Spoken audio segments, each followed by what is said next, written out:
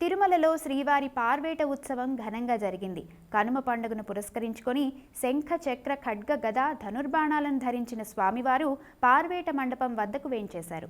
స్వామివారితో పాటు శ్రీకృష్ణ స్వామి కూడా ఉత్సవంలో పాల్గొన్నారు.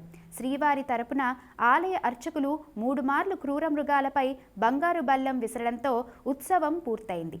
వనవిహారార్థం వెళ్లి దుష్ట మృగాలను వేటాడటమే పార్వేట ఉత్సవంలోని పరమార్థం. శ్రీనివాస గోవింద, శ్రీ వెంకటేశ గోవింద, భక్తవత్సల గోవింద, భాగవత ప్రియ గోవింద, నిత్య నిర్మల గోవింద, నీలమేఘ శ్యామ గోవింద, పురాణ పురుష గోవింద, అంతర్జగాక్ష గోవింద, గోవింద హరి గోవింద, గోకుల నందన గోవింద, గోవింద హరి గోవింద, గోకుల నందన గోవింద.